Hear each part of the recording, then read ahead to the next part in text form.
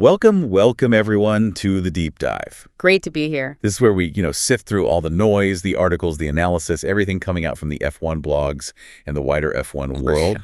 We try to pull out the really important stuff, the nuggets you need to know to stay informed. Exactly. Get you up to speed without drowning you in info. Precisely. And today, wow, we're diving straight into the aftermath of the Hungarian Grand Prix. Yeah. Feels like a long time ago already, but so much to unpack. Oh, absolutely. A really pivotal weekend in many ways. Our main focus, well, it's got to be Ferrari, hasn't it? That mystery surrounding their performance or lack thereof. And then Lewis Hamilton.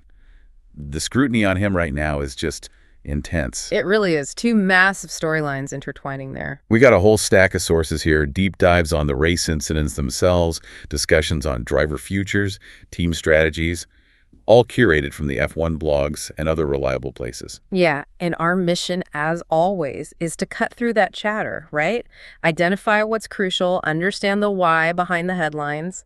Give you that comprehensive picture, make you feel genuinely well-informed. Yeah, peel back the layers, connect the dots, look beyond just the results sheet. Okay, so let's break this down. Ferrari in Hungary. Yeah. Let's start there. Because Charles Leclerc, their lead driver, pulled off what everyone called a shock pole. It really was a shock. I mean, McLaren looked completely dominant in practice. Utterly dominated, yeah. Friday, Saturday morning, Yeah. you'd have put money on a McLaren front row lockout. Absolutely. Even Ferrari seemed surprised. It felt like this unexpected golden opportunity just landed in their lap. And then the race. Well, it started okay, didn't it? It did. For the first two stints, Leclerc looked, well, comfortable. He was keeping Oscar Piastri behind him. Yeah, holding that gap like 2-3 seconds. Exactly. A cushion of up to 3 seconds, managing the pace, looked totally in control, fending off a car that, probably should have been faster on paper. He was really holding his own. Looked like a win or at least a podium was on the cards. Definitely. But then the final stops happened. He pits for hards, Piastri pits. And bang, it just evaporates. Completely. Piastri closed a 5-second gap in just 4 laps. 4 laps. Incredible pace difference. And by the end, Leclerc was down in 4th. Not just off the podium, but a massive 40 seconds from winner Lando Norris. 40 seconds. Yep. That's not just a drop-off, that's a collapse. It was shocking, as the report said, the sheer scale of it, which makes you ask, was this just a bad day, a one-off? And this is where I started connecting dots, looking through the F1 blog's analysis. Or was it something deeper? Could Hungary actually be Shanghai all over again? Ah, the Planck theory resurfaces. Exactly. Because back in March, Shanghai, Ferrari wins the sprint, looks good. Yeah. Then, bang, both cars disqualified from the Grand Prix. For the planks being illegally thin, those mandatory wooden planks underneath. Right. Designed to stop teams running the cars too low. And the implication from Shanghai was pretty clear, wasn't it? Ferrari's car was only really quick when it was running super low. So low that it risked illegal plank wear over a full race distance. Yeah, for anyone maybe not super deep into the tech, these planks, often made of J-Brock, this wood composite, they bolt underneath. If they wear down too much, past a certain limit. It means the car's been scraping the ground too much, gaining an illegal aero advantage, basically. Exactly. So after Shanghai, for months, Ferrari seemed to be forced into compromises. Pace muffling setup compromises, as one F1 blogs piece put it. Or conservative race tactics. Like changing lines to avoid bumps, or lifting and coasting? Yeah, lifting off the throttle early, coasting into corners. Anything to reduce that downforce at high speed, stop the car being pushed down so hard onto the track. Which obviously compromises lap time. You're deliberately slowing down, in effect. Then came the upgrade. That rear suspension update for the Belgium-Hungary doubleheader. Supposedly the magic bullet, right. Meant to solve that fundamental ride height sensitivity issue. And the word was it seemed to work okay at Spa the week before. But then Hungary Yeah. and the F1 blogosphere lit up again. People noticed something. The spark. Yeah.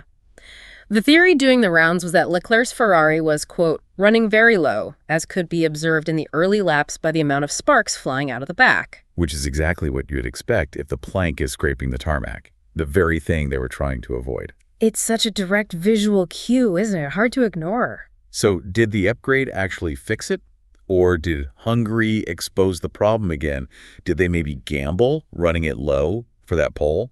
That's the million-dollar question. And it wasn't just fan speculation, was it? No, George Russell from Mercedes waded in. His theory. Ferrari was running too close to the ground. Uh-huh. And that they had to jack up the tire pressures dramatically in the last stint. Yeah, to protect the plank. Yeah. And also running a conservative engine mode for the same reason, basically reducing the load, reducing the scraping. It makes sense logically. Less power, less downforce being generated, car rides a bit higher. And Russell even had that little joke, didn't he? Yeah. He's not going to tell you that he's close to being illegal, is he?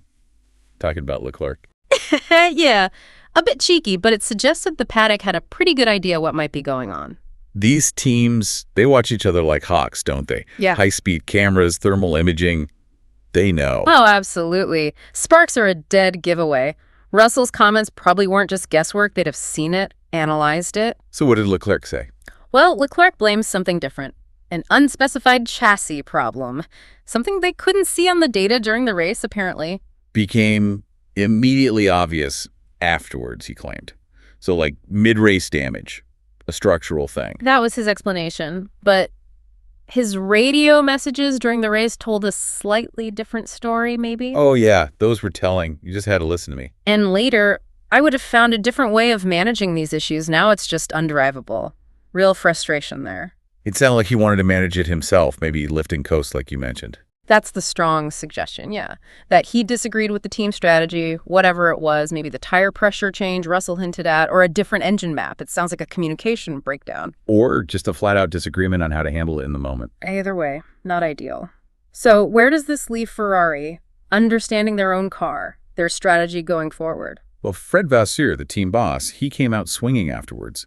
Indirect but firm denials of Russell's theory. Right. He argued their usual mid-race slumps are much smaller, like 2 or 3 tenths a lap. Not this multi-second spiral they saw in Hungary. That was his point. Yeah. So the official line was, one-off car-related problem. Maybe damage, loss of grip, tires overheating, a cascading failure, essentially. An anomaly. Not the fundamental plank issue rearing its head again. That's what they want us to believe. But connecting it to the bigger picture, this isn't just about one race, is it? It's about the car's fundamental performance window, its identity. And consistency, or lack thereof. Exactly. And the paddock knows Ferrari's car is sensitive to ride height. Super sensitive. Tiny changes can have huge effects. Which makes sense why the FIA did extra checks on the planks of Piastri, Leclerc, and Russell after that race specifically. Right. Even if they don't check every car every time, it shows it's on their radar. It's this constant balancing act, isn't it? Pushing the limits for performance versus staying legal. And Ferrari seems to be living right on that edge. Which maybe explains the inconsistency. Prioritizing peak performance, even if it means sometimes falling off that cliff, is that sustainable? It raises questions about their whole development philosophy, doesn't it? Anyway, after the race, the mood in the Ferrari camp seemed split. Yeah, Leclerc sounded pretty downbeat. Very pessimistic. He basically said, we had one opportunity this year to win a race, and now it was gone. Ouch. That's quite a statement. He argued McLaren was just much faster. Felt like Hungary, with the pole and the track layout, was his only real shot, and they blew it. But Vasseur, he wasn't having any of it, was he? No. He jumped in before the journalist even finished asking the question. No, he said. Haha, yeah. He saw it as their best chance to win so far. Not the only one. Definitely not the last. He pointed to Spa the week after, where the upgraded Ferrari was supposedly within 0.2 of McLaren pace in Leclerc's hands.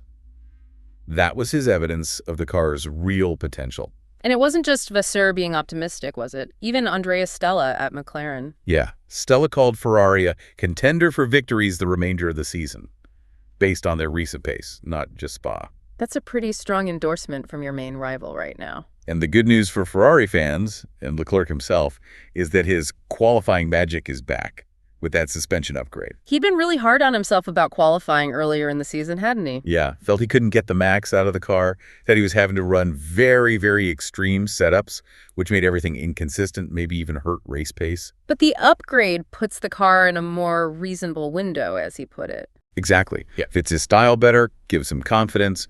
So maybe that Hungary pole wasn't a total fluke. So despite the Hungary result, Vasseur's optimism comes from that underlying pace. He knows McLaren's strength is consistency right now. Always there, consistently quick, Vasseur said about them. Whereas Ferrari's peaks are more sporadic. But hey, with zero chance of a title this season, maybe sporadic is okay for now. That seems to be Vasseur's thinking. Grab those morale-boosting wins when you can. Show the teams on the right track for 2026 and beyond. Yeah, build momentum, prove capability. Each win is a statement, even if they're spread out. Right. Okay, so that's Ferrari's mystery. Now, let's switch gears to Lewis Hamilton, because if Ferrari had a mystery collapse, Hamilton had, well, a very public struggle in Hungary. Oh, definitely. The summer break seemed timed perfectly for him. He looked absolutely shattered. It was a dreadful weekend for him, and that dejected demeanor was impossible to miss. His interviews, just monosyllabic despondency. And those comments, implying the team ought to change drivers. Whoa, coming from him, that sent ripples. Huge ripples. It was raw, heart-sleeve emotion, as one F1 blog's piece described it. He sets incredibly high standards for himself. But that public display, it just fueled so much talk, so much speculation everywhere. What is really going on there? And the scale of that speculation was fascinating. I mean, headlines asking, could the Ferrari driver retire before time after his useless words? Seriously. People were asking if he'd even come back after the summer break. Some were, yeah. It shows how intense the spotlight is, how quickly the narrative spins when a champion struggles. It's immense pressure. Now, most sources urged calm, right? Pointed out he did say he wanted to come back with more strength. True. The idea of him just not showing up for the last 10 races was always very improbable. But the longer-term question lingered, his desire to return in 2026. Exactly. Is the motivation still there for the long haul, especially with these struggles? Martin Brundle put it quite starkly. What did he say? He said, the summer break couldn't have come better for Lewis to reset. It is painful to see this great world champion in so much conflict. Painful is a good word for it. And then he added, if Hamilton doesn't succeed, simply I can't imagine him enduring 2 more seasons in Ferrari or anywhere else in this way. Wow. That's heavy, especially given the contract. Precisely. It's a multi-year deal. Minimum 2025 and 2026. Some reports say maybe even 2027. And the money. Reportedly around 60 million euros a year. Staggering figures. So this isn't just a driver feeling frustrated. It's tied to a massive commitment financially and strategically for Ferrari. Any talk of early retirement, even if Ferrari downplays it publicly, it carries huge weight. Immense weight. Reputational impact, strategic planning, everything. Ferrari needs this to work. So, okay, it's not just in his head. There are real technical reasons why this isn't clicking like his Mercedes days. Seems so. Part of it is these ground effect cars, the 2022-2025 generation. They apparently never suited his driving style. Even Toto Wolff hinted at that, didn't he? Said Mercedes had seen similar reactions from Lewis when he felt he underperformed. Told people not to read too much into Lewis dismissing himself as useless. Yeah, suggesting it's more about his own high standards and self-criticism than objective reality. But the Ferrari specifically seems to have extra issues for him. That's the analysis. An additional couple of things which hurt that natural way of his driving. Like what? One key thing mentioned is engine braking. The Ferrari apparently uses a lot more engine braking than anything he ever used at Mercedes and McLaren before that. Right, using the engine drag to help slow and rotate the car, which is crucial in these ground effect cars for corner entry. Exactly. It's about getting the car to pivot predictably without just relying on the brakes or lifting off suddenly. Helps manage the sensitive aero platform. Hamilton's style was always more about aggressive late braking, that incredible feel for weight transfer. And the Ferrari demands a different technique. More reliance on that engine braking for rotation. That seems to be the challenge. It's a fundamental mismatch with his deeply ingrained style. Plus, there's the brakes themselves. Yeah, he's mentioned the brake feel, hasn't he? Wants a more instant bite. Constantly. He thrives on that direct, aggressive pedal feel, lets him judge braking points perfectly. The current Ferrari setup doesn't seem to give him that confidence, that connection. They tried that experimental Brembo update at Spa, didn't they? To help with that. They did, and apparently it made progress towards what he feels he needs, even though he had that spin in qualifying pushing the limits of it. So it's a combination. The car's inherent traits, his specific driving style. This is a tough adaptation, even for a 7-time champ. A really steep learning curve. Leclerc seems to have found a way, maybe because he's been with Ferrari through this era's development, but Hamilton's coming in cold, trying to unlearn decades of habit. Which brings us to that historical parallel the F1 blogs were discussing. Niki Lauda in '79. Yeah, the surprise retirement, mid-season, free practice in Canada, just walked away. Said he was tired of this nonsense of going around in circles, just lost the motivation. It's a stark reminder, isn't it, that even the greatest champions can reach a point where the struggle isn't worth it anymore, especially in an uncompetitive car. And people are drawing parallels to Hamilton now. questioning his long-term motivation. It highlights that it can happen unexpectedly. There's speculation that maybe the big 2026 changes, the new cars and engines, could reignite things for him, play to his intelligent way of managing energy. Or if the 2026 Ferrari isn't competitive either. Then the possibility of retirement would not be a folly next year, as one source put it. Could be a pragmatic choice. Some even suggest the fallout from Abu Dhabi 2021 still lingers psychologically. That's a deep cut. But Ferrari, Vasseur specifically, is backing him publicly. Absolutely. Vasseur is fully behind him and is very defensive about him. Argued Hungary looked worse than it was because Hamilton narrowly missed Q3. By like 0.02 seconds, wasn't it? Tiny margin. And then got stuck in traffic in the race, which just compounded everything. Vasseur's trying to manage the narrative, support his driver. But it raises that big question for any champion, right? Are you reaching saturation point? Does the fight still feel worth it? The trajectory has to turn upwards, surely. But when? Especially with 2026 looming. And, if the worst happened, if Ferrari did need a replacement. Names get mentioned. Oliver Behrman, their junior. He's the obvious in-house choice. Or someone like Alex Albon, who's impressed everyone at Williams. Shows Ferrari will always be planning for their own future, regardless. Yeah. Protect their interests. Always. It's a tough business. Okay, huge topics there with Ferrari and Hamilton. But let's broaden out now, because there's so much else happening on the grid. Lots of fascinating stuff in the F1 blogs. Yeah, the midfield battles, other driver situations. Lots to chew on. Let's start with one that directly relates. Carlos Sainz. The question being asked everywhere. Is it now fair to conclude that Ferrari made a mistake in dumping Carlos Sainz for Hamilton? The hindsight question. It's tempting, isn't it? Seeing Hamilton struggle and Sainz looking decent at Williams. But it's not that simple, is it? Not really. Sainz has had his own problems in adaptation at Williams, too. Apparently, they're much, much lesser than Hamilton's at Ferrari, but they exist. And ironically, his issues stem from having adapted so well to the Ferrari. That's the theory.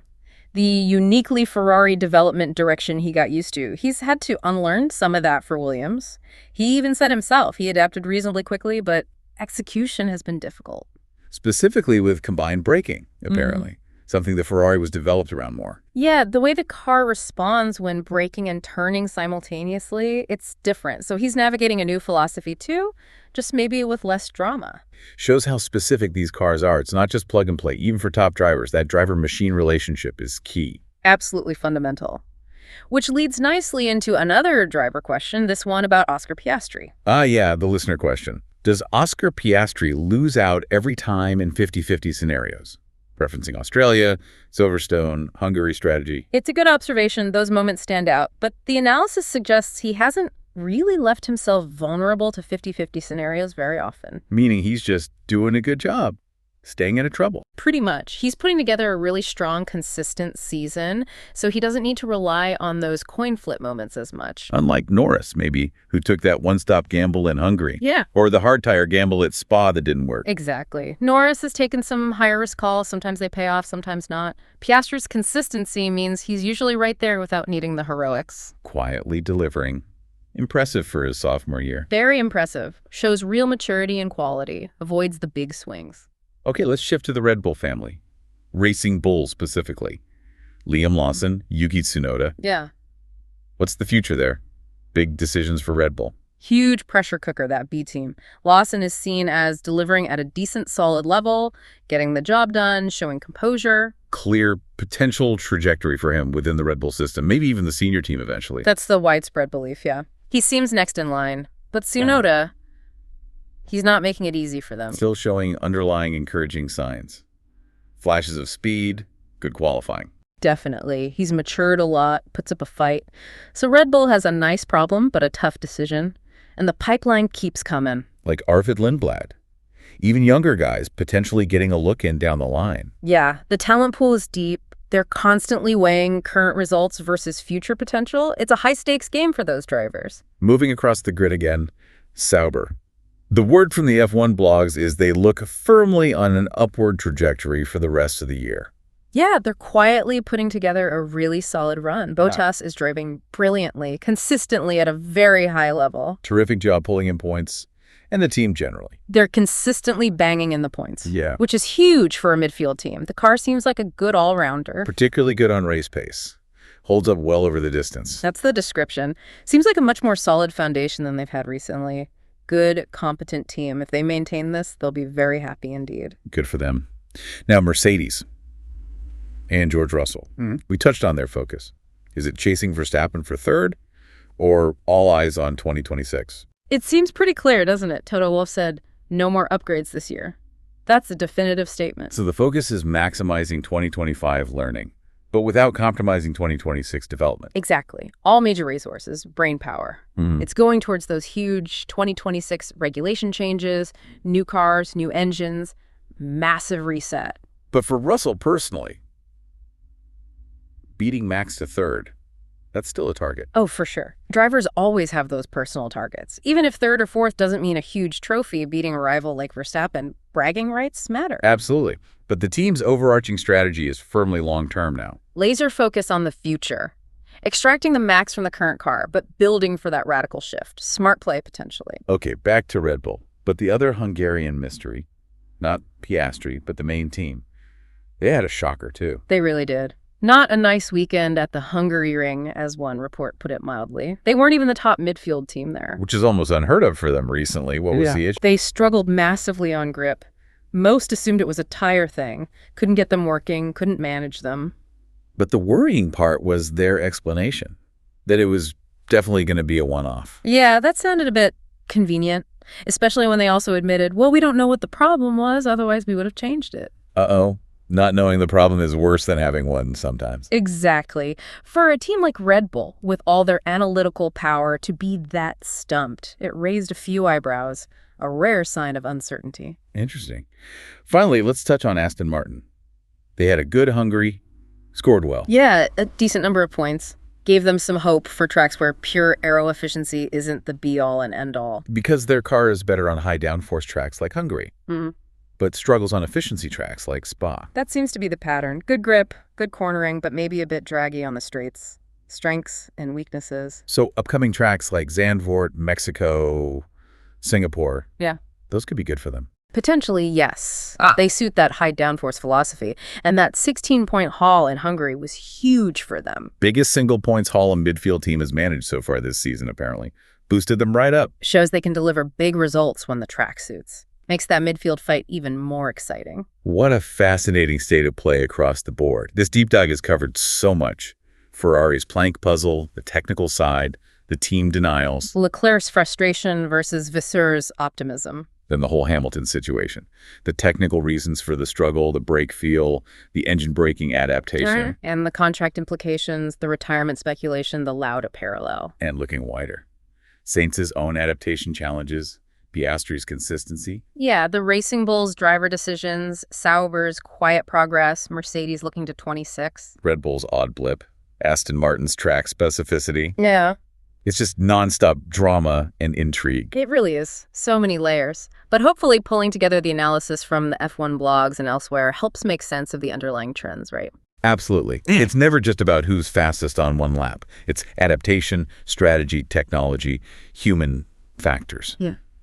Everything combined. That constant dance between the driver and the machine, pushing the absolute limits. Which leads me to a final thought for you, our listeners, to maybe chew on. In this sport, this incredibly complex sport, when does a driver's struggle, like Hamilton's right now, signal a fundamental mismatch? A partnership that just won't work? And when is it just the price you pay? The difficulty inherent in operating at the absolute peak, trying to extract that last thousandth of a second from yourself and the car. It's a fine line.